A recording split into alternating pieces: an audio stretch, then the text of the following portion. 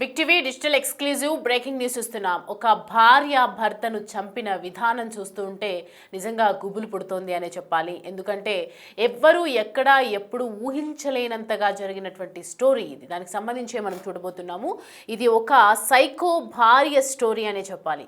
వివాహేతర సంబంధానికి అడ్డుగా ఉన్నాడు అని చెప్పి భర్తను చంపివేసింది భార్య. ఆ తర్వాత ఆమె ప్రవర్తన పోలీసులని షాక్కు గురి చేసేలా చేసిందని చెప్పాలి. ఒక్కసారి మనం స్టోరీలోకి వెళ్దాము.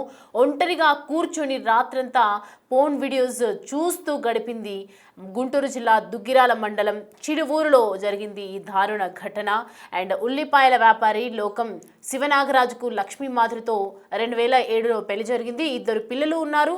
విజయవాడలో పనిచేసి టైంలో మాధురికి గోపితో పరిచయం వివాహేతర సంబంధానికి దారితీసింది. అండ్ సినిమా తరహాల్లో టికెట్లో కౌంటర్ సినిమాల్లో కానీ హాల్లో టికెట్ కౌంటర్లో పనిచేసే మాధురి గోపితో ఒకవైపు రిలేషన్ కూడా పెట్టుకుంది. అండ్ ఆ తర్వాత మెల్లిమెల్లిగా ఈ రిలేషన్ను కొనసాగిస్తూనే ఉంది కంటిన్యూస్గా కొంతకాలంగా. ఆ తర్వాత అదే టైంలో గోపి హైదరాబాద్ ట్రావెల్స్ నిర్వహించడంతో అందులో విధులు నిర్వహిస్తుండటంతో తన భర్తను కూడా అక్కడికి పంపించింది. అక్కడ ఉద్యోగం చేయలేక నాగరాజు తిరిగి సొంతూరుకు వచ్చేశాడు. దీంతో భార్య భర్తల మధ్య విభేదాలు మొదలయ్యాయి. నాగరాజు ఎక్కువగా ఇంటి దగ్గర ఉండటంతో గోపితో రిలేషన్ అడ్డుగా ఉన్నాడని మాధురి భావించింది. ఎలాగైనా అడ్డు తప్పించుకోవాలని లక్ష్మి మాధురి భావించింది. ఈ నెల 18న భర్తకు పెట్టే బిర్యానీలో 20 నిద్ర మాత్రలు పొడిగా చేసి కలిపేసింది.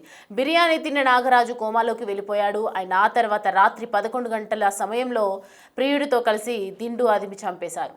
ఆ తర్వాత రాత్రంతా మాధురి ఫోన్ వీడియోస్ చూస్తూనే గడిపింది. తెల్లవారుజామున 4 గంటల సమయంలో ఇరుగు పొరుగును పిలిచి నొప్పుతో తన భర్త చనిపోయాడని హడావిడి కూడా చేయడం జరిగింది.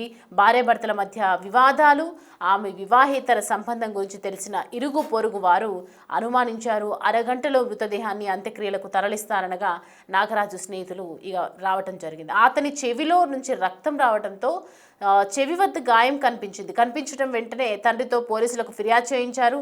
ఎస్ఐ వెంకటరవి కేసు నమోదు చేసి మృతదేహాన్ని ఇటు పోస్టుమార్టంకు పంపించిన తర్వాత ఆ నివేదికలో మృతుని ఛాతీ వద్ద ఎముకలు విరిగి ఉండటం, గాలి ఆడకుండా చేయడంతో చనిపోయాడు అని చెప్పి తేలడంతో పోలీసులు మాధురిని విచారించగా అసలు విషయాలన్నీ కూడా బయటకు రావడం జరిగింది. అంటే ఒక అక్రమ సంబంధం, అసలు ఫోన్ వీడియోస్ ఎందుకు చూస్తూ కూర్చుంది అనేది కూడా ఒకవైపు సస్పెన్షన్గా మారిందని చెప్పాలి. ఎందుకంటే ఒక భర్త తనకు అడ్డుగా ఉన్నాడని చంపేసిన వెంటనే ఫోన్ వీడియోస్ ఎందుకు చూసిందో కూడా తెలియదు. దీనికి సంబంధించి కేసు దర్యాప్తు అయితే కొనసాగుతోంది. అసలు ఎంతకాలంగా ఇది జరుగుతోంది, అసలు ఎందుకు చంపాలనుకుంది తన భర్త, అడ్డుగా ఉంటే చంపేయడమేనా అని చెప్పి ఒకవైపు నెటిజన్స్ అయితే ఫైర్ అవుతూ ఉన్నారు. మొత్తానికి భర్తను చంపేసి ఒక కట్టుకథ అల్లాలని ప్రయత్నిస్తోంది. ఇలా ఈ మధ్యకాలంలో రోజుకొక వార్త దీని గురించి చెప్తూ ఉన్నాం. ఎంతోమంది భర్తలని చంపేసిన భార్యలు ఉన్నారు, ఎంతోమంది భార్యను చంపేసిన భర్తలు ఉన్నారు. ఇన్ని రకాలుగా చట్టపరంగా శిక్ష అనుభవిస్తున్నప్పటికీ కూడా ఎంతోమంది జైల్లో వెళ్ళి కూర్చుంటున్నప్పటికీ కూడా మనం దొరకము, మనం ఏం చెయ్యలేము, మనం అసలు మన వల్ల మనల్ని ఎవరు ఏమి పీకలేరు అనే ఒక పొజిషన్కి వెళ్ళిపోయారు వీళ్ళంతా.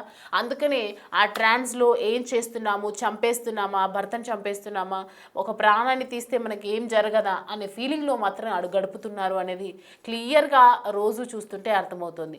ఇప్పుడు ఒకవేళ తన ఫ్రెండ్స్కి కనుక అనుమానం రాకపోయి ఉంటే ఖచ్చితంగా ఇంకా ఇది ప్రొలాంగ్ అయ్యేది అనేది మాత్రం తెలుస్తూ ఉంది.